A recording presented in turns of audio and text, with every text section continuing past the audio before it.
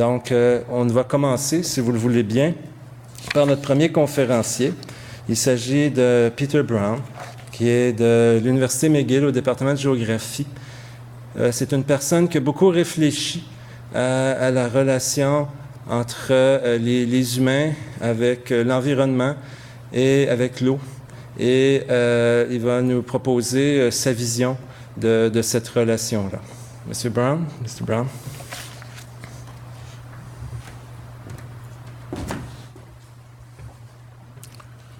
Good morning. Will you put my slides up? Thank you. Francois, first place, thank you very much for inviting me. It's a pleasure and an honor to be here. I've got this timed, I hope, to about 40 minutes, so I hope there'll be some good time for questions and objections. When Francois and I were corresponding by email, he said he wanted someone to paint a big picture, so I'm worried that I'm painting too big a picture here, so you can tell me later.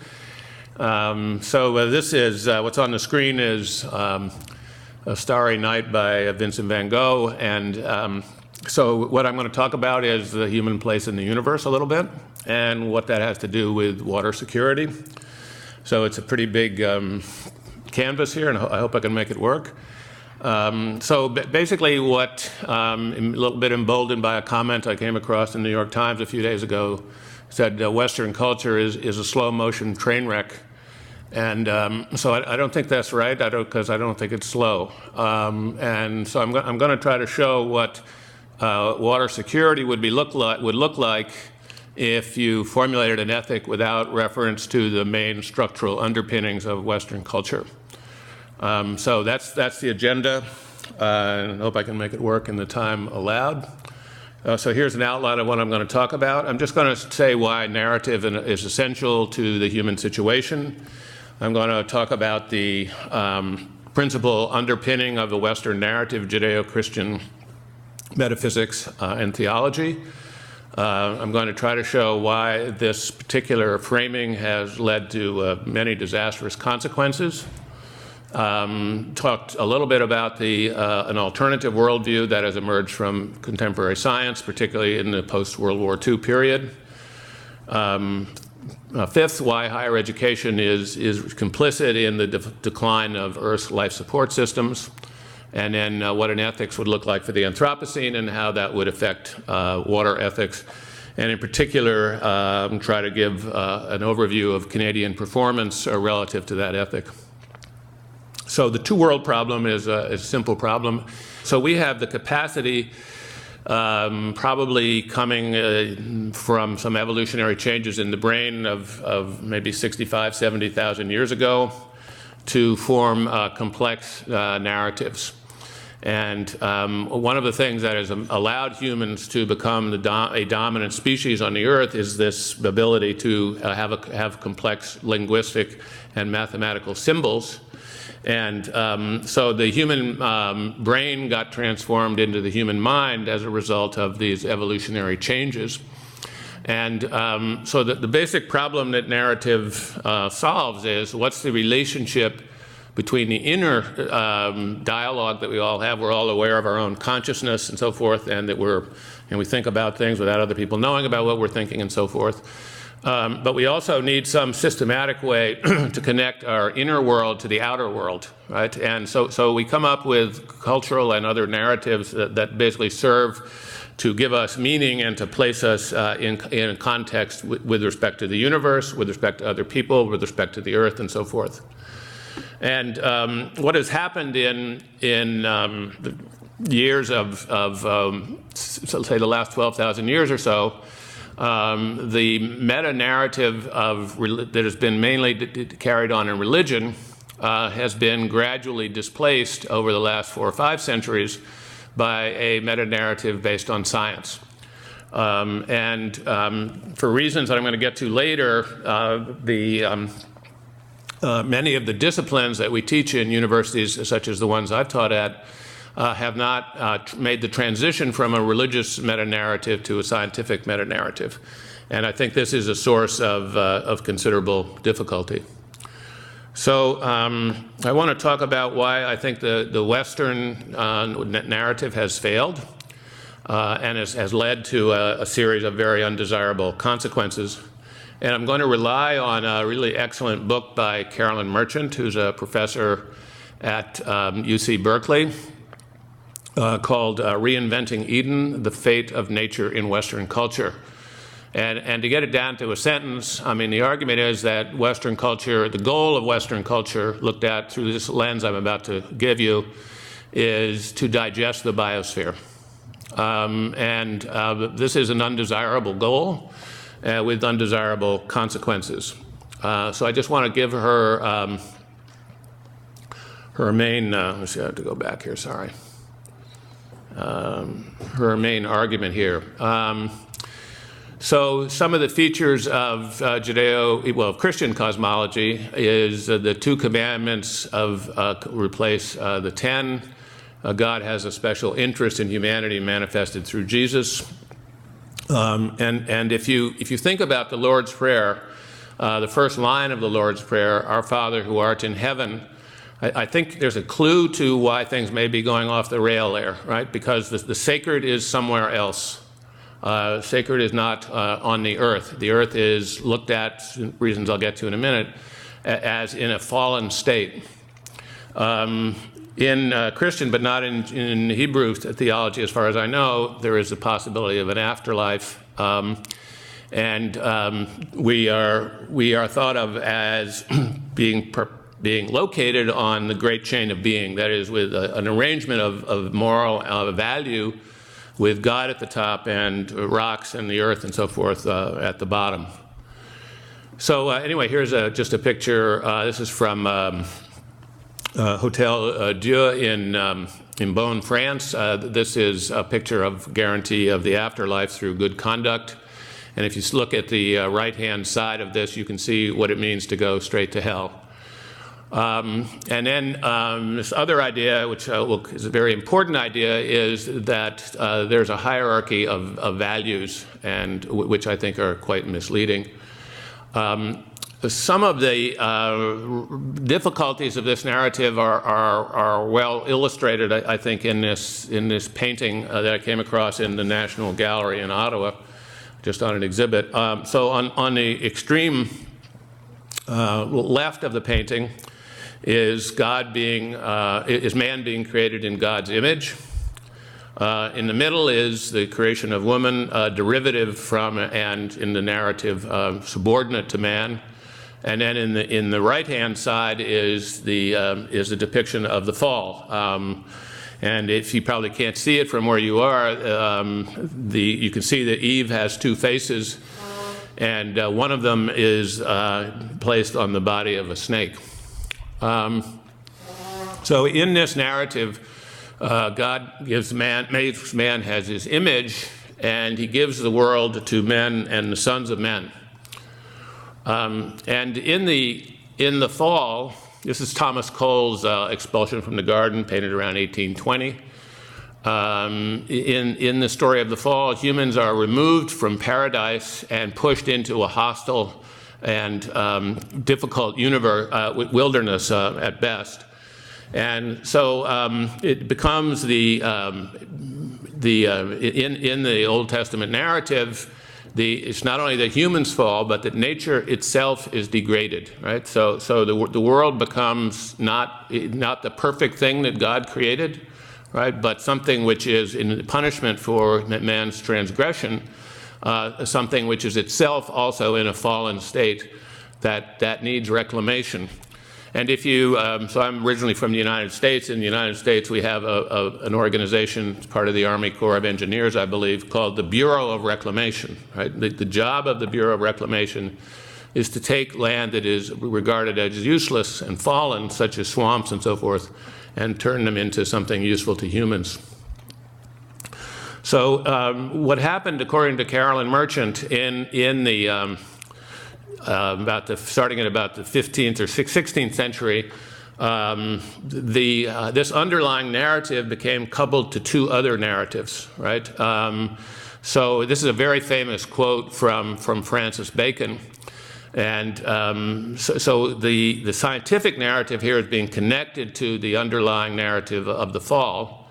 And our expulsion from paradise can be gotten over or reduced, right, through both religion and faith, but in particular by the arts and the sciences. This is a kind of early legitimation of large universities such as this one and the ones I've taught at. And then in the 18th and 19th centuries, with the rise of capitalism and technology, this becomes a global force. So the goal of this narrative is to retake our place in paradise, and we've done it. So this is the Edmonton Mall. You can see that this is it's remarkable. She didn't have this in her book. I could put this together. It's remarkable in its prescience, because it looks a little bit like a sort of mechanical version of the Garden of Eden, right? It's got palm trees, nice and warm, place to swim, and you can get Diet Coke and potato chips anytime you want, right? So, you know, this is really a paradise that has been rediscovered, and so good to go, right? So what's gone wrong here is phenomenally important. First place is the notion that the Western culture is superior in some way. We're the chosen people, or at least derivative of the chosen people. We have a burden to help other backward, not non-blessed peoples, allegedly backward or non-blessed. So I've just got some pictures of this. This is famous painting by William Gast. I think his first name is William, called American Progress. It's amazing in its candor, because it shows basically obviously a large white woman, more or less the same stature as the Statue of Liberty, who's bringing progress by pushing away other species, the buffalo you can see, and the allegedly backward people, right? And you can see that there's light is coming from the right-hand side of the picture. That's Europe, and the darkness is the wilderness, and it's her job to get rid of it. And then in this painting and in this cultural narrative, it's the job of men to establish agriculture and material civilization. So this narrative has also resulted in the appropriation of the commons, the oceans, the world's topsoil, and the atmosphere, and so forth. Charles Eisenstadt has referred to this phenomena, in referring to this phenomena, refers to it, says that money is the corpse of the commons, right? Money is what allows us to deaden the commons. Another consequence of this narrative is, this is the famous diagram from Rockstrom's Safe Living Space for Humanity paper, Rockstrom et al. And so one of the consequences of the Western industrial technological narrative has been to overrun the Earth's life support systems, and in particular, this somewhat controversial diagram, the one where things seem to be in the worst shape, are biodiversity loss and climate change, where we're way outside what those people regard as a safe place for us to live. And then lastly, I didn't update this to the report that just came out a few days ago, but we're losing the living planet, right? The loss of other species and the loss of the numbers within those species is really phenomenally large. And so the problem we have is that we have an ethical, conceptual, and metaphysical system which is not connected to a coherent, scientifically validated theory of the universe. And so I just want to say a little bit about what that would be, and then try to trace some of the consequences of that. So there has developed over several hundred years, but particularly since the Hubble telescope, a different way of thinking about creation. It's not without its problems. It doesn't account for black hole. It doesn't account for how it began and so forth. So it's not a complete narrative by any means, but it does basically connect evolutionary biology to cosmic evolution by saying that biological evolution is a special case, and we live in an evolutionary universe that Whitehead referred to as a universe ever advancing into novelty. So I just have, we're obviously located in the universe. This is not surprising to anybody, I think, but to economists, right, who managed to formulate a way of thinking which shows no systematic connection to energy and material flows. In this view, we are part of a great chain of becoming, right? That everything is actually in transition all the time. And this image of humans being made in the image of God and a special creature has to be transformed into a notion of living in a commonwealth of life. So if you look at things this way, there's a number of sort of fundamental changes. So the Earth isn't rare. I looked up on the NASA website how many planets that could be supportive of life there were in our galaxy alone. And I think it's something like 20,000, or maybe it's 200,000. I don't know, it's a big number. And also then how many galaxies are there? Well, there's some other enormous number, like 500 million. That doesn't matter for the purposes of this argument. So there may be a lot of life out there, we don't know. So far, nobody's gotten in touch. They may have good reason for that. So there are no chosen people, and there are no chosen species. There's no divine mandate that humans own the Earth. Mind and body are not separate. They're different dimensions of the same thing. And there is no exogenous rescue, right? No matter how much folly and idiocy and mean-spiritedness there is, right? Nobody is going to arrive from somewhere else to fix it. So we're sort of here on our own as far as we know. And there's no ex cathedra moral system, right? No system that comes with divine authority in this narrative. So I just want to say a bit about the role of higher ed in how this is playing out. Many universities are very, very advanced in their sustainability efforts concerning the operation of their physical plant, for instance. Trying to get people to carpool, try to get people to ride bikes, try to reduce carbon heating waste and heating and cooling waste in their buildings and so forth. And many of them, including McGill, I think has been pretty successful at that. But the real damage done by higher education isn't in that, it's in what's taught in the classroom. And I think there's a group of frameworks or disciplines which are in pretty big difficulty. And it partly has to do with the way things have evolved. This goes back to C.P. Snow's very famous lecture called The Two Cultures Problem. So there's a group of disciplines that have been sort of isolated from contemporary scientific narrative. I call these the orphan disciplines. This is a wonderful painting about to come up. This is higher education. What we're doing for our children is devouring their future. So I came up with this metaphor for these disciplines, which I call the orphan disciplines. So I've arranged a car, actually, to leave town immediately from the back of this stage after this talk, right? So if you feel hostile toward me, you're going to be frustrated. An orphan is a human orphan is someone whose parents have died, but they haven't. And so often we think that they should be adopted. And in higher education, there's a discipline is an orphan if its metaphysical and scientific assumptions have collapsed, but it's still alive in pedagogy and practice. So here's my candidate for the orphan disciplines. So first place, it's a little bit hard to bound it. It's shades off into a very complicated issue, but the five that I decided to concentrate on are all normative disciplines that tell us what we ought to do.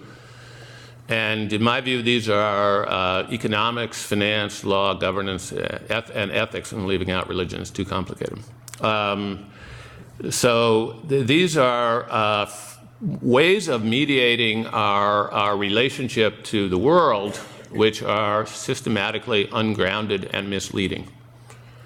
And there's another set, a kind of derivative set, animal science. It was a real setback for animals on the farms around the world, I think, when animal husbandry gave way to animal science, right?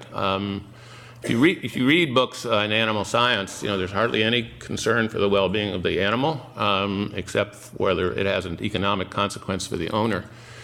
So engineering and so forth, these are disciplines that rest in part on, in my view, on conceptions that are incompatible with contemporary cosmology and contemporary science. So I just want to talk about a couple of things about what this would look like what ethics would look like if you didn't have any of the building blocks of the Judeo-Christian tradition to make it work. So one thing that's quite astonishing is that if you think about, so physics and ethics have hardly ever gotten connected, maybe since Aristotle probably connected them, since he connected most everything else. But in contemporary ethics, there's not much connection between physics and ethics. So I got to thinking about this as part of a program I'm working on ecological economics. Suppose that we connected the first and second laws of thermodynamics with the golden rule, right? So the first law of thermodynamics is that energy and matter are conserved. The excess energy that we burn on the Earth, a lot of it goes off into outer space, not enough, unfortunately. But the matter stays on the Earth. So when we drive our cars in Montreal or Houston or other places, we kill people in other parts of the world because the carbon dioxide sink is already full. Now, that seems like a violation of the golden rule to me.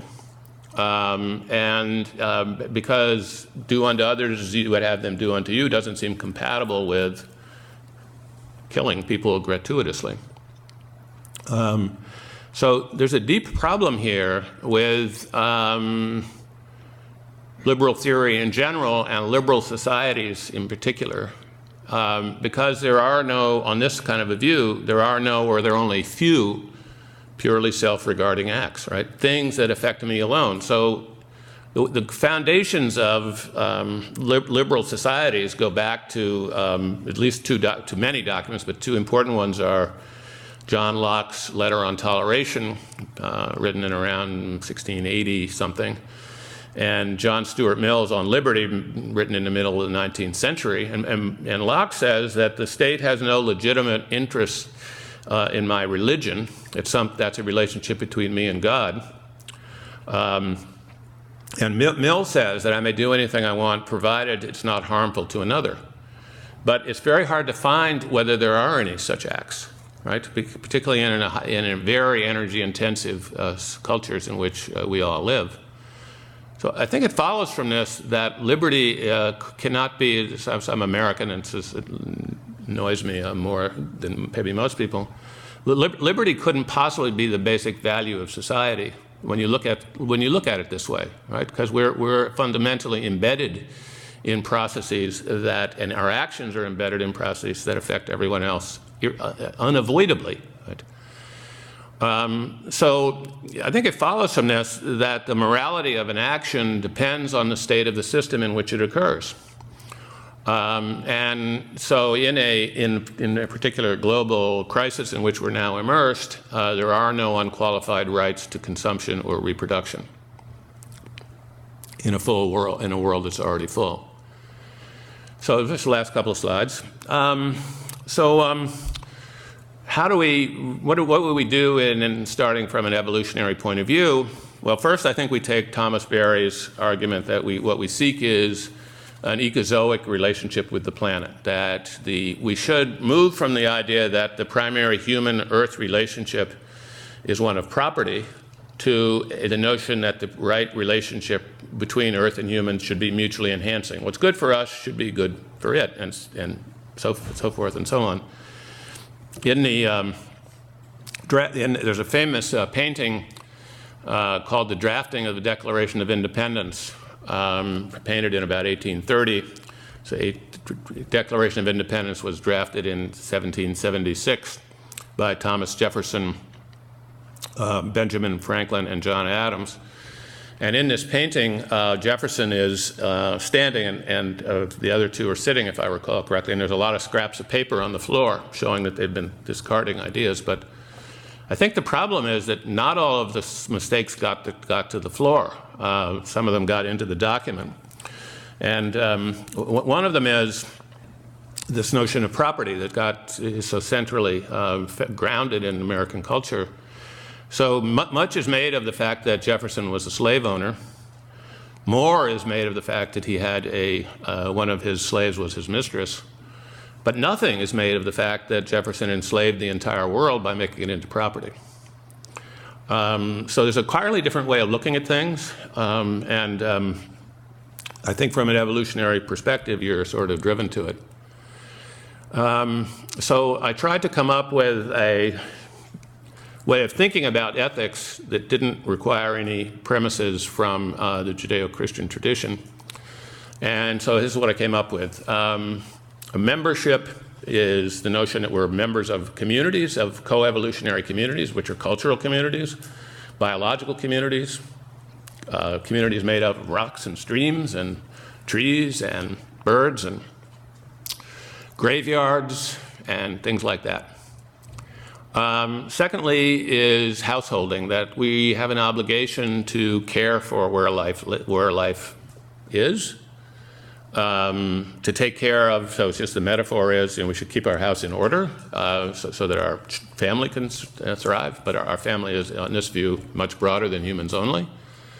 And then we should make thrifty use of what life requires, because we are this lonely planet, whether there's other folks out there we don't know, and there's only so much life support capacity to go around, and so it should be used very carefully. So in the full world in which we exist, net growth in energy and material throughput must be stopped. Net is highlighted, doesn't show up too well on the slide, unfortunately.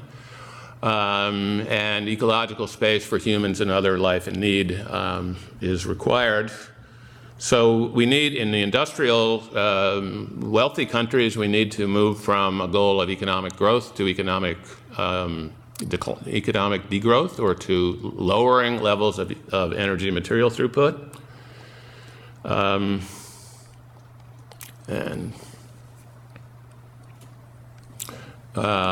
So I decided to then apply these principles to how things are going in Canada. I think this is my next to last slide. Well, as you could guess, it's pretty dismal. So membership, fair sharing of Earth's life support capacity with all living things. Well, so if you look at the situation in Alberta with the tar sands, nowhere near, right? The ability, the large amount of land is being transformed without any real prospect of pardon the expression, reclamation. The rivers are loaded with toxins that are bad for the fish and are incompatible with consumption of many of these things by First Nations peoples.